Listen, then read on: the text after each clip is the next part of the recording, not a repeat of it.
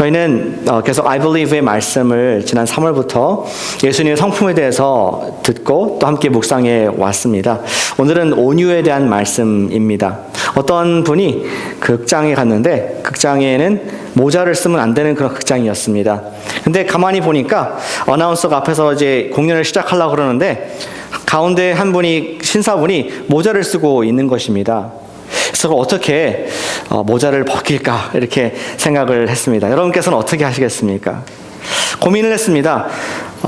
모자를 벗어주시길 바랍니다. 이렇게 얘기하면은 저분이 또 창피하실 것 같고 또 분위기도 좀 안 좋아질 것 같고 율법적으로 하지 말라 하라 이런 것들이 별로 덕이 안 되기 때문에 고민하다가 이렇게 얘기를 했다고 합니다. 여러분, 오늘은 축하할 날입니다. 오늘은 특별히 오늘만 70세 이상 되신 분들은 모자를 쓸 수 있도록 우리 극장에서 허용을 한 날입니다. 막 이렇게 우리 환호하길 바랍니다. 이렇게 하니까 그 환호 속에서 그 신사가 조용히 모자를 벗는 그런 일이 있었다고 합니다. 우리는 이러한 리더십, 이러한 영향력을 온유함이라고 표현을 합니다. 우리가 억지로 강제로 또 어떤 힘을 가해서 하는 것이 아니라 지혜로, 그리고 사랑으로, 따뜻함으로 사람에게 영향을 줄 수 있는 그런 성품을 온유라고 할 수가 있습니다. 이런 성품을 갖고 싶지 않으십니까? 그런 지혜가 우리에게 있다면은 삶에서 관계성들이 정말 형통하고 또 많은 사람들의 마음들을 얻을 수 있을 텐데 하는 생각을 우리는 갖게 되는 것이죠. 그런데 이 온유라는 열매, 성품에 흘러나오는 그런 향기는 우리 내성적으로, 우리가 본능적으로 있는 성품이 아니라 역시 우리가 늘 보고 있듯이 성령님께서 선물로 주시는, 하나님께서 주시는 신의 성품인 것을 우리는 성경에서 말씀을 보고 있습니다. 우리 A.W. 토저라는 하나님의 사람 신학자는 이 온유에 대해서 이렇게 말씀을 했습니다. 온유한 사람은 자기 자신에 대해 열등감으로 인해 조용히 지내는 사람이 아니다. 온유한 것은 조용한 것, 또 힘이 없는 것, 그런 것이 아니다라고 얘기를 합니다. 온유한 사람은 하나님 앞에서 자기의 위치를 아는 사람이고 하나님이 정하신 대로 나는 힘이 없고 나약한 존재인 것을 아는 사람입니다 라고 토저는 말합니다. 그러나 그와 동시에 또 동일하게 아는 것은 하나님의 눈에는 내가 천사보다도 존귀한 그러한 담대한 특권이 있는 사람인 것을 아는 사람이 온유한 사람이다. 자기 자신은 아무것도 아니지만 하나님 안에 있을 때 모든 것을 할 수 있는 그러한 사람이 온유한 사람이라고 그가 그래서 표현을 하는 것을 읽게 되었습니다. 좀 말이 장황하고 길지만 쉽게 얘기하면은 외유내강. 안에는 강하지만 겉으로 사람과 관계했을 때는 부드럽고 온화하고 또 approachable한, 다가가고 싶은 그러한 사람이 온유한 사람이라고 할 수가 있겠습니다. 진실로 우리는 이러한 온유의 모습을 가질 수 있다면은 세상을 다 얻은 것처럼 살 수도 있을 것 같습니다. 오늘 말씀의 주제는 진정한 성경적인 온유함이란 어떠한 것이고 또 우리가 어떻게 그것을 소유할 수 있을까? 어떻게 나의 성품으로 인격에서 흘러나오게 할 수 있을까? 하는 그러한 질문을 가지고 함께 오늘 이야기를 보기를 원합니다. 오늘 읽으신 본문의 이야기는 나발과 아비가일이라는 두 부부의 이야기입니다. 우리 배경 설정을 해둔다면은 다윗이 지금 블레셋에서 쫓기고 다윗의 3천 군사에 쫓겨가지고 저쪽 그 광야에 생활을 했습니다. 아둘람이라는 굴에 그는 은돈 생활을 하고 있는데 다윗과 같이 마음에 억눌린 자들, 사회적으로 핍박받는 사람들이 막 다가오는 겁니다. 그래서 300명이라는 공동체가 다윗만 바라보고 오는 사람들이 있었고 이제 시간이 조금 흘러서 공동체가 좀 커져서 600명의 그러한 사람들이 되었고 다윗과 함께 충성맹세를 하며 당신을 내가 보호하겠습니다. 당신을 내가 돕겠습니다. 하나님께서 일하시는 것을 알기 때문에 함께 하겠습니다. 이런 무리를 이룬 단체가 되었습니다. 그런데 오늘 본문에 등장하는 나발이라는 사람은 미온이라는 우리 다윗이 거하고 있던 광야에서 그리 멀지 않은 그러한 작은 지역에 살았던 사람입니다. 미온, 그리고 그가 비즈니스는 갈멜이라는 두 도시, 작은 곳인데 가까운 곳에서 양떼를 목축을 하고 지내는 그런 일들을 하고 있었죠. 양이 자그마치 3,000마리. 염소가 1000마리. 그 많은 동물들을 키우기 위해서는 어떤 도시에 살 수가 없었고 광야에서 지낼 수밖에 없었는데, 이 광야에서 다윗의 사람들과 우리 나발의 사람들은 함께 만남을 갖게 됩니다. 우리 3절을 보시겠습니다. 25장 3절을 보시면은 우리 나발에 대해서 이렇게 성경은 표현을 해주고 있습니다. 제가 읽은 구절은 좀 짧은 구절이고 전체 25장을 같이 보시면은 더욱더 이야기를 깊이 선명하게 볼 수 있겠습니다. 3절에 보시니까 그 사람의 이름은 나발이요 그의 아내의 이름은 아비가일이라. 근데 이 부부에 대해서 어떻게 묘사하는지 잘 보시길 바랍니다. 이 여자는 총명하고 용모가 아름다우나 이렇게 되어 있습니다. 성경에서 어떤 외모를 얘기하는 경우가 흔하진 않은 것 같습니다. 여러분들 예수님이 어떻게 외모가 생기셨는지, 블루 아이인지 그린 아이인지, 또 머리가 곱슬인지 아니면 생머리인지 알 수가 없습니다. 또 제자들은 그가 살이 쪘는지 키가 컸는지 작았는지 어떤 모습인지 알 수 없는데, 성경에서 구체적으로 이 아비가일을 가리켜서 그는 총명, wisdom, insightful한 아주 영감 있는 사람이었고, 또한 용모도 아리따운 pretty and wise한 사람이었다고 말씀을 합니다. 근데 그거 대조적으로 바로 이어서 말하기를 남자는 완고하고 행실이 악하며 갈렙 사람이었다 이렇게 얘기를 합니다.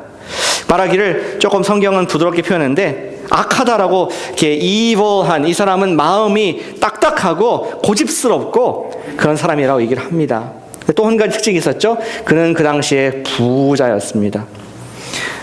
갈렙 족속이 여기 등장하는데 여러분들 기억하시죠? 우리 가나안 땅을 들어갔을 때 여호수아 앞에 80세, 85세의 갈렙이 요청합니다. 이 땅을 나에게 주십시오. 하나님께서 나에게 약속하신 것입니다. 내가 지금도 이 여부스 족속을 물리칠 수 있습니다. 해서 얻은 땅이 그 예루살렘 밑에 남쪽 지역에 바로 이 그 마온에 있는 이 지역입니다. 따라서 이 지금 나온 나발은 갈렙이 상속받았던 오래된 그런 재산을 계속 간직하고 있고, 뿌리 깊은 이 지역에서는 유지급으로서 이렇게 재물과 또 이름이 있는 그런 사람인 것을 성경은 우리에게 보여주고 있는 것이죠.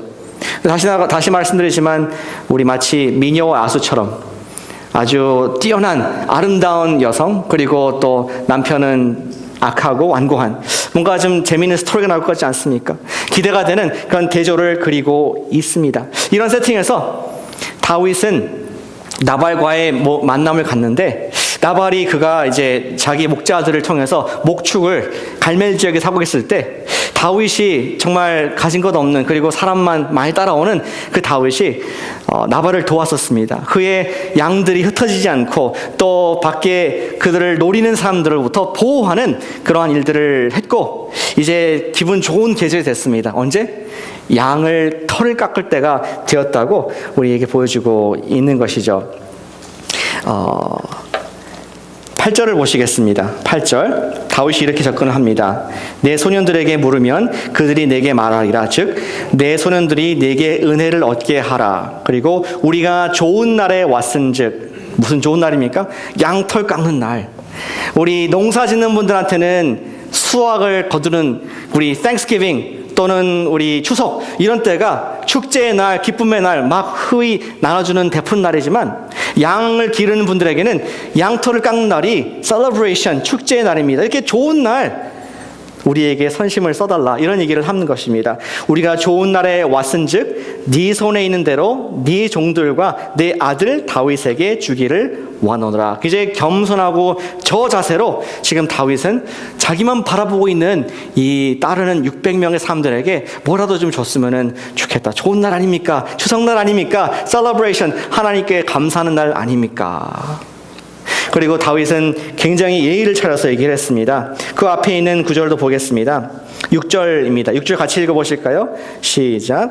그 부하게 사는 자에게 이르기를 너는 평강하라. 내 집도 평강하라. 내 소유의 모든 것도 평강하라. 샬롬 샬롬 샬롬. 당신의 건강에 샬롬, 당신의 가족들에게 샬롬, 당신이 소유하는 그 모든 것들도 peace be with you, 하나님의 은혜가 있기를 원한다 하면서 굉장한 지금 지금 마치 왕을 대접하듯이 나발에게 가서 은혜를 구하는, 그리고 굉장히 합당한 것 같습니다. 당신들 목양하는 거 내가 도와줬으니까 혹시 좀 우리가 뭐 크진 않더라도 먹을 수 있을까, 이러한 요청을 좋은 날 하게 됐습니다. 이쯤 되면은 아무리 악한 사람이라도 에이 선심을 쓰지, 야 풀어라 하면서 음식을 줄 것 같은 그런 분위기였습니다. 나발이 어떻게 반응했습니까? 그 반응한 구절을 우리 함께 읽어보면 좋겠습니다. 11절입니다. 11절 함께 읽겠습니다. 시작. 내가 어찌 내 떡과 물과 내 양털 깎는 자를 위하여 잡은 고기를 가져다가, 됐습니다.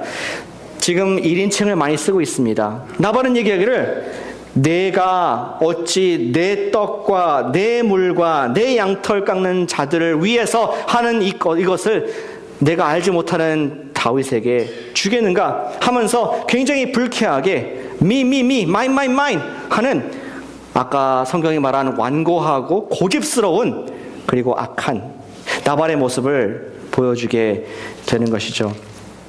그리고 거기서 끝나지 않았습니다. 더 계속해서 이야기하기를 우리 나발은 다윗을 일컬을 때 이 다윗이 누구냐, 그리고 이새의 아들이 누구이냐 하면서 다윗의 아버지의 이름을 거론하면서 얕보는 거죠. 내가 네 아버지 누군지도 모르겠지만 너는 뭐냐 하면서 굉장히 어린 손으로서 다윗을, 지금 600명을 이끌고 하나님께서 택하신 자를 얕보고 모욕을 주는 그러한 모습을 성경은 그대로 그려주고 있습니다. 이러한 상황이 됐을 때 나발에게 그 이야기를 들은 다윗의 10명의 우리 소년들은 다시 다윗에게 갔을 때 다윗은 굉장히 기대하는 마음으로 기다렸을 것입니다. 웃으면서 정말 어떠한 소식이었고 얼마나 음식을 주고 우리 식솔들을 어떻게 좀 더 해결할 수 있지 않을까 하는 기대한 마음으로 웃음을 띠고 맞이했는데, 나발이 했던 얘기를 그대로 듣는 순간 그 얼굴은 싸늘하게 미소가 사라지고 말을 하지 않고 갑자기 낮은 목소리로 한마디만 합니다. 얘들아, 칼을 찾아. 아까 친절하고 또 선을 베풀고 했던, 은혜를 잊고자 했던 다윗은 사라지고 싸늘하고 분노에 가득 찬, 은혜에 배은망덕한 이러한 나발을 우리가 진멸하자는 그러한 마음으로 칼을 차는, 그 당시에 400명의 군사가 함께 칼을 차고 200명이 남아서 진을 지키는 그러한 위기가 등장을 하게 됩니다. 정말 이제는 다윗과 그의 400명의 군사가 나발의 집에 들어가서 그 집의 모든 남자들을 피바다로 만드는, 그것을 막을 길이 없는, 누구도 도울 수 없는 그런 지금 위기의 순간에 처해 있는 것을 성경은 보여주고 있죠. 전혀 소망이 없을 것 같을 때 한 가닥의 희망의 실라시 하나 있었는데, 아까 나발의 하인 중에 한 명이 얼른 쫓아가서 살려가서 나발의 아내였던, 아까 Beauty and the Beast, 우리 아비가일한테 달려가서 호소를 합니다. 뭐라고 호소하는지 한번 보시길 바랍니다. 우리 17절 말씀입니다. 17절 후반부에 보시면은 기록하기를, 주인은 우리가 알고 있는 나발 당신의 남편은 불량한 사람이라 더불어 말할 수가 없다. 말이 안 통한 사람 아닙니까? 그분이 한번 마음 먹으면은 어떠한 말로도 설득이 안 되는 나발인 것을 알고 있지 않습니까? 하면서 우리가 급하게 죽게 되었습니다. 이러한 무서운 소식을 아비가일에게 얘기를 하게 되죠. 아비가일도 아까 다윗처럼 아무 말도 하지 않고 갑자기 급하게 음식을 준비를 합니다. 그 다음 구절에 보시니까 급히 떡 200덩이, 포도주 2가죽 부대, 요리한 양 5마리, 볶은 곡식 5세야, 건포도 100송이 무화과 뭉치 200개를 가지고 나귀에 싣고 갑니다. 그리고 그들은 묵묵하게 다윗을 만나러 갑니다. 한번 상상해 보시기 바랍니다. 다윗은 지금 400명의 군사를 이끌고 칼을 차고 기세가 등등해서 어떻게 남자들을 다 죽일까 계획을 짜고 막 하고 있고, 한쪽에서는 전혀 다른 모습의 나귀의 음식을 포도송이와 떡과 우리 술을 가지고 가는 모습, 그리고 그것을 지휘하는 아비가일의 연약한 여인의 모습, 너무 대조적이지 않습니까? 그 두 사람의 캐러밴은 만나게 됩니다. 그리고 어색한 순간을 갖게 됩니다. 다윗은 저게 뭔가, 웬 음식과 웬 여자가 나오는가. 또 아비가일은 더 놀랍니다. 그렇게 많은 군사가 있는지 몰랐는데 순간 무서워서 엎드려서 다윗을 그는 대면을 하죠. 우리는 아비가일이 어떻게 이 대면했는지 보면서 아비가일의 그 모습을, 온유의 모습을 찾아볼 수가 있습니다. 아비가일은 그가 목숨을 걸고 다윗 앞에 자신을 냅쭉 낮춥니다. 매우 담대하고 조리 있게 하지만 겸손하게 다윗에게 호소하는 장면을 우리가 29절에서 만나게 됩니다. 29절을 보시겠습니다. 사람이 일어나서 내 주를 쫓아 내 주의 생명을 찾을지라도 주의 생명은 주의 하나님 여호와와 함께 생명싸개 속에 쌓였을 것이요 내 주의 원수들의 생명은 물매로 던지듯 여호와께서 그것을 던지시리이다. 여인은 지금 하나님의 이름을 거론하면서 당신은 지금 나발을 직접 당신의 칼로서 심판해서는 안 되는 사람입니다. 하나님께서 당신 얼마나 사랑하시고 귀하게 쓰실 것인데 나발 따위는 그런 식으로 얘기를 합니다. 신경 쓰지 마시길 바랍니다. 그것이 바로 이 24절 나와 있습니다. 24절도 보시길 바랍니다. 24절 여종에게 주의 길을 말하게 하옵시고 이 여종의 말을 들으시옵소서. 그리고 어떻게 묘사를 하고 있습니까? 원하옵나니 내 주는 이 불량한 나발을 개의치 마옵소서. 그리고 이름이 나발이라 그런 미련한 자가 아닙니까? 나발의 뜻은 미련한 자. 여러분 생각할 때 여러분들이 엄마시라면은 나발이라고 불렀겠습니까? 이 미련한 아들이라고 이름을 지을 사람이 있었을지 모르겠습니다. 학자들은 생각할 때 나발이라는 원래 뜻은 또 다른 좋은 뜻이 있었겠지만 비슷하게 또 소리가 나는 나발, 미련하다는 뜻과 이렇게 혼용을 하면서 이 사람은 좋은 뜻은 사라지고 나쁜 뜻으로 이렇게 주위 사람들이 놀리고 또 이렇게 이름을 칭하는 모습을 성경에서 기록을 하고 있다고 생각이 됩니다. 우리 아비게일이 뭐를 하고 있습니까? 그는 목숨을 걸고 다윗 앞에서 자신을 낮추고 자기의 집안을 낮추는 모습을 보게 됩니다. 자기 남편은 나발이기 때문에, 미련한 자이기 때문에 다윗 당신께서 상대할 그러한 가치가 있는 사람이 못 됩니다. 아비가일은 지금 사태의 심각성을 보면서 뻣뻣한 남편, 굴하지 않는 그런 남편, 바보 같은 남편을 대신해서 자신과 남편을 낮추며 사과를 하는 그런 모습으로 나아가는 것을 보게 되죠.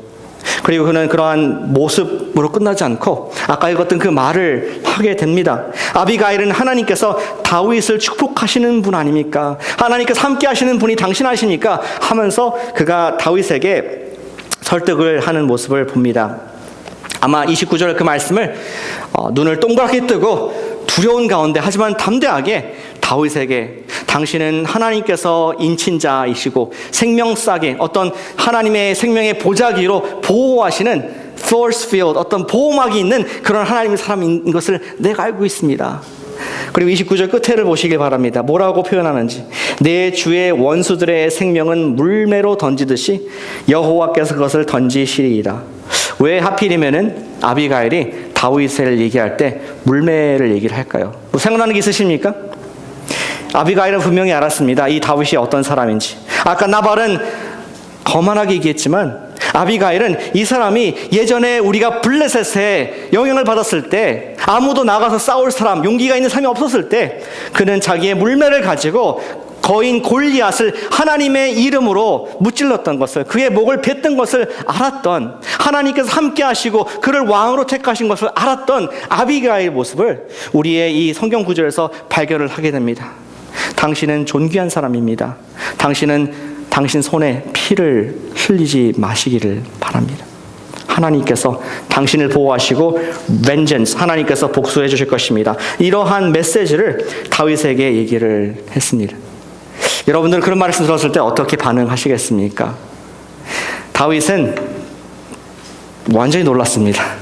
그리고 400명의 남정네들의 마음, 지금 복수심으로 불타고 있는 그 마음이 눈같이 싹 녹는 그러한 모습을 성경에서 보여주고 있는 것이죠. 그것이 우리 읽은 말씀입니다. 32절의 말씀입니다.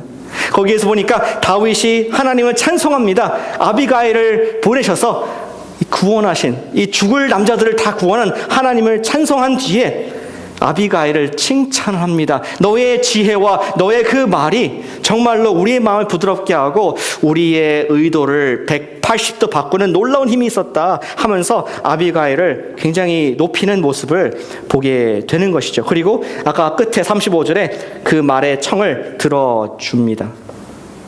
온유는 참 놀라운 힘이 있습니다. 한 여인입니다. 그가 갖고 온 음식 얼마, 그리고 자기 말 몇 마디로 말미암아 한 가족을 구원하는 그런 한가운데 서게 됩니다. 오늘 이야기는 결말을 이렇게 됩니다. 다 읽지 않았지만 우리 아비가일이 모든 이제 어려움과 이 갈등을 다 해소하고 자기 온유로 해결한 다음에 다시 집에 갔을 때 성경이 말하기를 우리 나발은 왕과 같이 잔뜩 포도주 취해서 누워서 즐기는 마음이 기뻐하는 가운데에 전혀 알지 못하는 가운데 있고 늦게까지 취한 가운데 있었습니다. 아비가일이 말을 전혀 하지 않습니다. 그리고 다음날 아침 술이 좀 깼을 때 눈을 똑바로 쳐다보면서 어젯밤에 있었던 일들을 낱낱이 설명을 할 때 아까 마음이 흡족했던 우리 나발이 어떻게 되었는지 37절을 보시기 바랍니다. 그에게 이 일을 말하매 그가 낙담하여 몸이 돌과 같이 되었더니, 아까 마음이 기뻤다 그랬는데 헬라어로 레브가 heart입니다. 근데 그 똑같은 마음이 레브가 낙담하여 돌같이 되었다. 우리가 의학적으로 이걸 말한다면은 이 당시에는 몰랐으니까 heart attack이 온 것입니다. 하트가 심장이 뛰는 것이 즐거워서 잘 뛰는 것이 갑자기 그 말씀에 두렵고 겁이 나서 덜컥 심장마비가 온 것을 보게 됩니다. 그리고 결과 열흘 후에 죽게 되죠. 아비가일과 다윗은 그들은 알게 됐습니다. 과연 하나님께서 악한 자를 대신 치셨고 다윗의 수고를 덜어주셨다. 그리고 결국 다윗은 아비가일을 아내로 맞고 happily ever after 그렇게 살았다는 이야기입니다. 재밌으셨습니까? 왜 하나님께서는 이 역사의 이야기를 사무엘상 25장 한복판에 우리에게 주고 계실까요? 여러분들은 그 의미를, 핵심을 파악하셨습니까? 어떻게 400명의 분노가 가득 찬 남자들의 마음을 한 여인이 살살살 녹일 수가 있었겠습니까? 어떻게 살육을 막을 수가 있겠습니까? 다시 말해서 아비가일의 온유함의 힘의 원천은 어디 있느냐는 것이 오늘 우리가 놓치지 말아야 할 진리인 줄로 믿습니다. 두 가지 원리를 찾을 수가 있었습니다. 첫 번째는 온유함이란 결과를 하나님께 맡긴다는 것입니다. 한번 같이 해보실까요? 온유함이란 결과를 하나님께 맡깁니다. 아비가일은 남편을 하나님께 맡겼습니다. 얼마나 많이 잔소리하고 싶었을까요? 정말 맨날 술 먹고 또 이렇게 거칠고 종들을 막 함부로 대하는 이 지혜로운 여인으로서 정말 입이 간질거렸을 것 같습니다. 정말 해주고 싶고 돕고 싶고 세워주고 싶은 마음이 많았을 것 같은데 우리 본문에서 보듯이 아비가일은 나발에게 한마디도 하지 않았습니다. 그가 술 마셨을 때도 아무 얘기 하지 않았고 또 그가 다윗의 종들을 막 천댔을 때도 왜 당신 그러느냐 하지 않고 그는 침묵을 지켰습니다. 그리고 더 나아가서 그는 다윗을 만났을 때에도 똑같은 얘기를 합니다. 정말 다윗이여 당신이 칼을 대면 안 됩니다. 단순히 단만하면 잔소리를 해서 이걸 바꾸면 안 됩니다. 하나님께서 당신은 지금 택하신 사람이고 쓰실 사람인데 하나님께서 하시도록 침묵, don't attack, 우리를 공격하지 마시기를 바랍니다 하는 것이 이 메시지의 핵심이었습니다. 그리고 다윗을 왕으로 만드실 것을 알았기 때문에 친히 하나님께서 원수 갚아줄 것을 믿음으로 고백하면서 그 말씀을 다윗이 아멘으로 받았던 것이 오늘 본문의 말씀이죠. 우리 빌립보서 4장 9절 5절 말씀을 함께 읽어보겠습니다. 빌립보서 4장 5절 말씀입니다. 시작.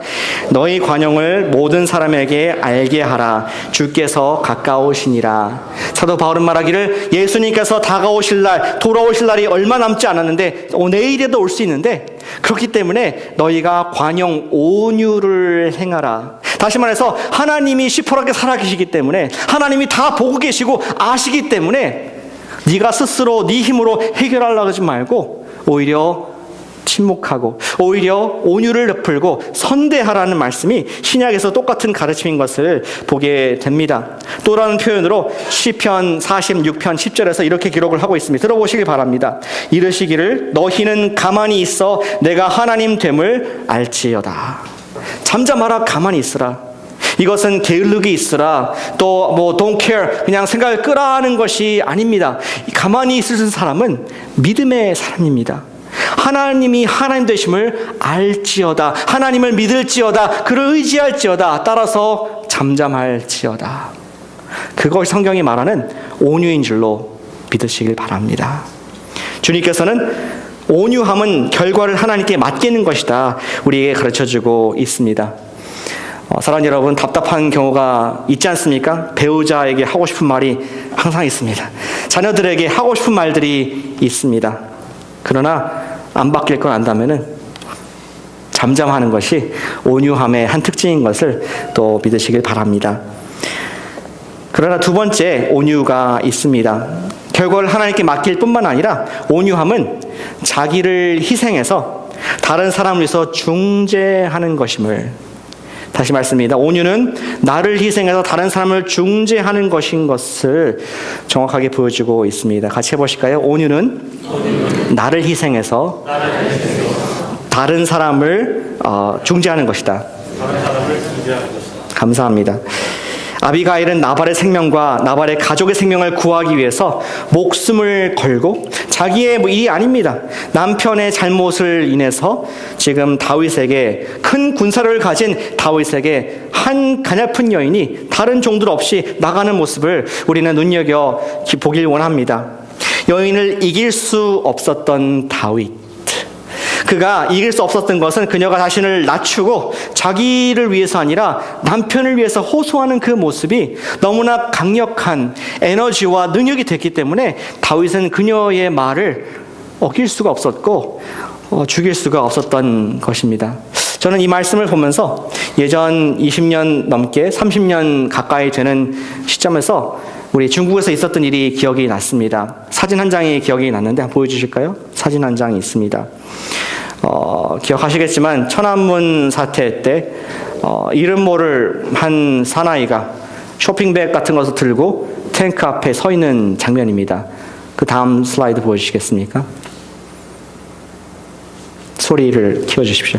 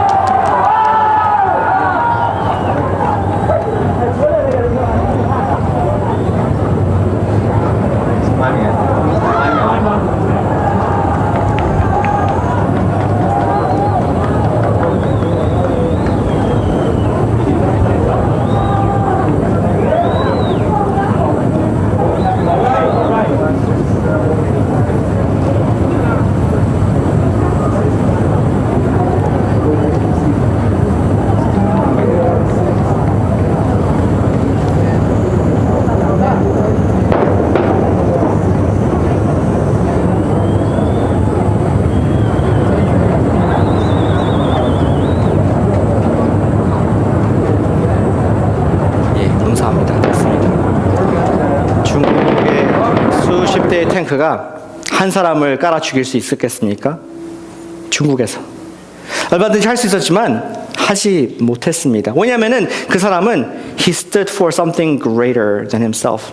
자기 자신을 위해서 지금 자살 행위를 하는 것이 아니라 자기는 지금 수많은 중국의 사람들이 자유를 느끼고 민주주의로 갈 수 있도록 자신을 방패막이로 삼아서 자기의 어떤 무력 행사가 아니라 그들 앞에 당당히 나갔을 때 누가 두려워합니까? 지금 탱크가 슬슬슬 피하지 않습니까? 그 뒤에 수십 대가 따라오고 있는데 그들 계속 멈칫하면서 나가지 못하는, 순간적으로 그 행렬을 막아버리는 그러한 사건이 역사에 기록이 되어 있습니다. gentleness, 온유함의 힘은 자기보다 이웃을 사랑하여 중재하는 그러한 힘인 줄로 믿습니다. 그런데 이 세상에서 가장 온유한 사람, ultimate, 울트라 우리 온유한 사람이 누구입니까? 바로 역사가 기록하는 하나님의 아들 예수님께서 우리 온유의 왕이시다라고 말씀을 하고 있습니다. 그분은 사망의 고통이라는 인류를 향해서 점점 다가오는 그런 탱크 부대 앞에 똑같이 십자가 한 몸으로 받아내시면서 과거의 인류, 예수님 당시의 인류, 그리고 우리 미래의 우리까지 그 죄의 심판의 지옥의 권세가 오지 못하도록 온유하게 받아내시는, 막아내시는 예수님 모습을 성경은 우리에게 보여주고 있습니다. 그분은 죄가 없으셨기 때문에 얼마든지 피할 수 있었습니다. 거기 서 있을 필요가 없었습니다. 그러나 그분께서는 우리를 위한 조용한 프로테스터, 우리를 위한 조용한 중간에 우리의 중보자가 되신 것을 성경의 스토리가 매 장마다 말씀을 해주고 있습니다. 이러한 모습을 이사야 선지자는 이렇게 기록을 하고 있습니다. 53장 6절과 7절을 우리 함께 읽어보시기 원합니다. 예수님의 모습입니다. 53장 6절과 7절 화면에 있습니다. 시작. 우리는 다 양 같아서 그릇 행하여 각기 제 길로 갔거늘 여호와께서는 우리 모두의 죄악을 그에게 담당시키셨도다. 그가 곤욕을 당하여 괴로울 때에도 그의 입을 열지 아니하셨으며 마치 도수장으로 끌려가는 어린 양과 털 깎는 자 앞에 잠잠한 양같이 그의 입을 열지 아니하셨도다. 아멘. 예수님이 천사를 동원해서 십자가를 피할 수가 없었겠습니까? 예수님께서는 마치 양과 같이 아무런 얘기를 하지 않고 그는 로마 제국을 정복시키거나 당시 사회의 부조리를 까발리고 하지 않고 당신이 스스로 온유하게 하나님의 뜻이 이루어질 줄 믿는 가운데, 하나님께 결과를 맡기는 가운데에 그가 우리와 하나님의 그 진노 사이에 서서 중보자가 되시는, 우리의 어린 양이 되시는 메시아 예수님인 줄로 믿습니다. 그것이 온유의 왕 예수님의 모습인 것을 성경은 분명하고 똑똑하게 알아들으라고 말씀을 합니다. 예, 그렇습니다. 예수님의 십자가는 온유의 장소였습니다. 그것이 온전히 드러난 meekness, gentleness의 온전한 장소였습니다. 알렉산더 화이트라는 사람 말하기를 십자가는 폭력의 장소였지만 동시에 평화의 장소였습니다. 또 말하기를 그곳은 극도의 연약함의 장소였지만 동시에 구원의 능력의 장소였습니다. 그곳은 사형장이었지만 동시에 긍휼과 하나님의 용서의 장소였습니다. 그곳은 수치의 장소였지만 동시에 그리스도의 영광의 면류관의 장소가 되었습니다. 죽음의 장소였지만 생명의 장소였습니다. 십자가는 흉악한 증오, hate, 미움의 장소였지만 동시에 사랑의 문을 활짝 여는 하나님의 열쇠의 장소였습니다. 아멘. 예수님의 온유하심 때문에 그의 십자가 사역을 이루신 줄로 믿습니다. 온유함은 자신을 희생하여 다른 사람을 위해서 중재하는 그 사람이 온유한 사람입니다. 단순히 말이 없고 내성적이고 자신감이 없는 사람이 온유한 사람이 아니라 하나님께 맡기며 다른 사람을 위해서 중재해 줄 수 있는 사람. 적용으로 드리기 원하는 것은 진정한 온유한 사람이 되기 위해서 우리는 다른 사람들을 중보해주는 중보자가 되시기를, 사모하시기를 축복합니다.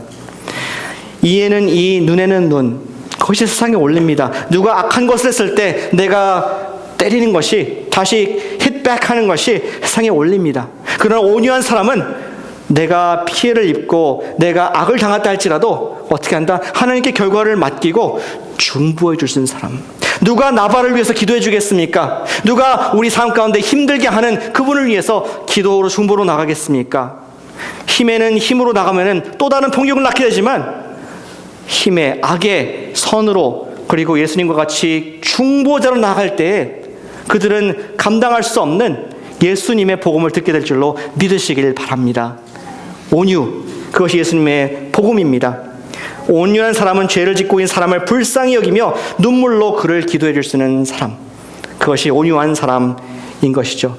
사랑하는 여러분, 오늘날도 하나님께서는 온유한 사람을 찾고 계십니다. 땅을 두루두루 살피시면서 누가 마이 내꺼 취하는 삶이 아니라 누가 정말 저 연약한 사람들을 위해서 기도하는 사람이 있을까? 누가 중간에 서가지고 나발을 구원할 사람이 있을까? 주님을 모르는 가운데 거만하게 내 인생 내가 멋지게 혼자 살다 죽을 거야 하는 그러한 대담한 무식한 얘기를 하는 사람들 위해서 기도해 줄 수 있을까? 부르고 계신 것을 보기를 원합니다. 이사야 6장 8절 말씀을, 우리 하나님 마음을 담은 말씀을 함께 읽어보겠습니다. 시작. 내가 또 주의 목소리를 들으니 그래서 이르시되 누구를 보내며 누가 우리를 위하여 갈고, 그때 내가 이르되 내가 여기 있나이다 나를 보내소서 하였더니. 아멘. 온전한 중보자가 되시기를 축복합니다. 저는 우리 교회에 중보자들이 계심을 보면서 참 하나님 감사한 마음을 많이 갖습니다. 새벽마다 여러분들을 위해서 기도하시는 이 자리에 분들이 있습니다. 또 화요일날 이 자리에서 아침에 기도하시는 자매님들이 여러분들을 위해서, 교회를 위해서, 목장을 위해서 기도하는 중보자들, 그들이 있습니다. 또 우리 목자팀에서 기도를 하고 있습니다. 토요일 아침에 이 자리에서 모여서 함께 기도하시는 그런 분들이 있습니다. 어떤 분들은 통근 버스에서, 통근 기차에서 기도하면서 여러분들을 위해서 중보하는 분들이 있습니다. 어떤 분들은 자녀를 다 학교로 보내고 나서 식탁 테이블에서 조용한 가운데 하나님께 기도하는 분들이 계심을 보면서 너무나 감사한 마음을 저는 매주 갖고 있습니다. 사랑하는 여러분, 주님께서는 눈을 살피시면서 이 세상을 보시면서 누가 이것을 막아설까, 누가 온유한 자가 되어서 중보해 줄까 하는 사람을 찾고 있습니다. 모세가 그가 지면에서 모든 사람보다 온유한 사람이라고 했는데, 그가 그 타이틀을 얻게 된 것도 그가 백성들을 위해서 중보할 때에, 하나님께서 진노하셔서 이스라엘을 죽이려고 했을 때 그가 이스라엘을 위해서 중보자로 하나님께 나아갔을 때에 하나님께서 그를 불쌍히 여기시사 구원해 주셨고, 그로 말미암아 온 지면에서 모세보다 온유가 승한 사람이 없다라는 영광스러운 타이틀을 얻게 된 줄로 믿습니다. 사랑하는 여러분, 우리가 온유한 사람이 되시기를 축복합니다. 온유한 사람은 하나님께 맡기는 사람입니다. 온유한 사람은 기도하는 사람입니다. 우리 맡김, 믿음, 그리고 기도를 통해서 우리 이 시대가 볼 수 없는 하나님의 예수 그리스도의 인품의 향기를 여러분들의 가정과 직장에 마음껏 뿌리시는 저 여러분 되시길 예수님의 이름으로 축복합니다. 기도하겠습니다.